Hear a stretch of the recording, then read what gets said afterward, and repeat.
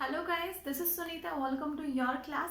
और जैसे कि मैंने पिछले वीडियो में आपको कहा था कि मैं नेक्स्ट वीडियो लेके आऊँगी फॉर्म्स ऑफ वर्ब्स के लिए, फिल इन द ब्लैंक्स के लिए, ताकि हमने जितने भी अभी तक प्रैक्टिस की है एक बार यूँ पता चल जाए कि हमें हेल्पिंग वर्ब के साथ मेन वर्ब को सही एडजस्ट करना आ गया है या नहीं आ गया है। फिर उसके बाद हम टेस्ट सीरीज लगाएंगे, टेस्ट सीरीज स्टार्ट करने वाले हैं। ओके, सो चलिए विदाउट एनी डिले वीडियो शुरू करते हैं। मेरा फर्स्ट सेंटेंस क्या है? The earth blank around the sun. And options क्या क्या है मेरे पास? Move, moves, moved.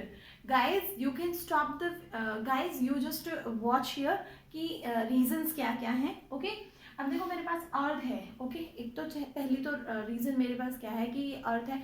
ऊपर से क्या है, जब भी यूनिवर्सल ट्रुथ होता है, जब भी कोई यूनिवर्सल ट्रुथ होता है, कोई चीज़ जो हमारे हाथ में नहीं होती, हमारे बस में नहीं होती है, यूनिवर्स के हाथ में होती है। वैसे ही डेली रूटीन होता चला आ रहा है, डेली हैबिट होती है, आपके रूटीन जो चोर्स होते हैं, या फिर यूनिवर्सल ट्रुथ होती है, कोई फैक्ट होता है, साइंटिफिक फैक्ट होता है, हिस्टोरिकल फैक्ट होता है। तो इस तरह के केसेस में हम क्या करते हैं? हम सिंपल प्रेजेंट का ही यूज करते हैं। ठीक है, तो यहाँ पे द अर्थ के साथ क्या आने वाला है? यहाँ पे मूव्स आने वाला है। द अर्थ के साथ क्या आने वाला है? यहाँ पे मूव्स आने वाला है। ओके, नेक्स्ट सेंटेंस मेरा क्या है? The headmaster blank to speak to you. So the headmaster singular है। ओके, तो देखो यहाँ पे मेरे पास चॉइसेस क्या क्या है? Wants, is wanting, was wanting. जो ये वांटिंग, इज वांटिंग और वाज वांटिंग है, it's these are not right. ठीक है, ये जो वांट होता है तो जो है ना कंटिन्यूस में बहुत रेयरली जाता है, अदरवाइज ये कंटिन्यूस में नहीं जाता है। तो यहाँ पे मेरे पास क्या है? हेडमास्टर क्या है? सिंगुलर है, और मेरे पास एस फॉर्म दे रखी है, तो मैं यहाँ पे यही वाला प्रेफर करूंगी। तो the headmaster wants to talk to you, वो चाहता है आपसे मिला, he wants to talk to you. Okay, the plane blank at 3:30 AM। Okay, अब प्लेन के केसेस में क्या होता है? देखो यहाँ पे अराइव दे रखा है और विल अराइव दे रखा है और विल अराइव दे रखा है। ठीक है, तो अगर यहाँ पे अराइव्स भी दे रखा होता तब भी क्या है, मेरी चॉइस क्या होती? विल अराइव होती। क्योंकि क्या है, रूटीन में तो ऐसा नहीं हो पाता ना, कई बार क्या डिले हो जाता है, कई बार पोस्टपोन भी हो जाते हैं, कई बार बंद हो जाती हैं सर्विसेज। तो क्या है, हम नियर फ्यूचर की ही बात कर सकते हैं कि जो प्लेन है वो यहाँ पे 3:30 पे अराइव होगा। और डेली होता है कि नहीं होता है, या जो है ना अल्टरनेट डेज पे आता है, we can't say about it. ठीक है, तो क्योंकि प्लेन सर्विसेज डेली नहीं हो पाती हैं, तो यहाँ पे मेरा जो चॉइस रहेगा वो रहेगा will arrive. The plane will arrive at 3:30 AM। Next करते हैं वी आर। अब जैसे ही मैंने आर देखा, वी आर। ठीक है, तो आर देखते ही मेरे को क्या है? मेरे को ऑप्शंस पे देखना है।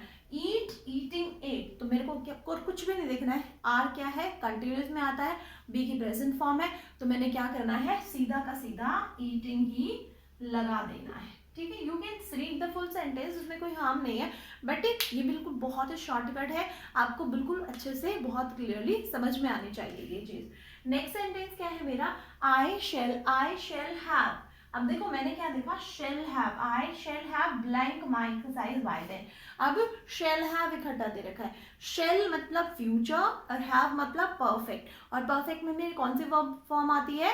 वर्ब 3। तो चलिए देखते हैं। राइट, राइटिंग, रिटन, और इसमें से वर्ब 3 कौन से है? Yes, written. तो मेरी वर्ब 3 क्या है? रिटन, और मैंने यहाँ पे रिटन लिख भी दी है। नेक्स्ट स्टेप चलते हैं। I will be blank here till Saturday. I will be blank here till Saturday. तो मेरे पास क्या आया हुआ है? विल बी आया हुआ है। क्या आया हुआ है? Will be. ठीक है, तो अब विल बी, विल शेल किस में आता है? फ्यूचर में, और बी किसका कीवर्ड है? कंटिन्यूस का, और कंटिन्यूस में कौन सी फॉर्म ऑफ वर्ब आती है? वर्ब 4। तो चलिए वर्ब 4 कौन सी है देखते हैं। Stay, staying, stayed. तो मेरे को फटाफट चला पता कि मेरे को यहाँ पे स्टेइंग लिखना है। ठीक है, स्टेइंग। ओके, स्टेइंग हो गया। अब क्या है? It will blank Diwali in our week. अब मेरे पास हेल्पिंग वर्ब क्या दे रखी है? मेरे पास सीधी सीधी हेल्पिंग वर्ब क्या दे रखी है? यहाँ पे विल मेरे पास हेल्पिंग वर्ब है, और मेरे पास ऑप्शंस क्या क्या है? चलिए पढ़ लेते हैं। इज, हैव और बी। देखो विल के साथ इज तो कभी नहीं आ सकता। ठीक है, और विल के साथ वैसे भी क्या आती है? फर्स्ट फॉर्म ही आती है। और have, it will have Diwali. लेकिन मेरे पास यहाँ पे अगर विल हैव में लगा भी देती हूँ तो विल हैव के साथ क्या होती है, मेरे वर्ब 3 की जरूरत होती है। मेरे पास वर्ब तो यहाँ पे कुछ बची ही नहीं है ना। और यहाँ पे जो मेन वर्ब है ये हैव ही कह रहा है, इट विल हैव दिवाली, ये बिल्कुल भी नहीं बन रही है बात, ठीक है। तो जब ऐसे केसेस आ जाते हैं तो विल के साथ बी आएगा, लेकिन ये जो बी है ना ये मेरी मेन वर्ब रहेगी, ये मेरी हेल्पिंग वर्ब नहीं है, ये मेरी मेन वर्ब रहेगी। बी बी मतलब होना। तो अब जो है ना नेक्स्ट एक हफ्ते में ही दिवाली होगी, दिवाली आ जाएगी, ठीक है। तो विल के साथ हैव नहीं लगेगा यहाँ पे, क्योंकि अगर मैंने विल के साथ हैव लगा दिया, पहली तो चीज विल के साथ as a verb first have आता नहीं है, ठीक है।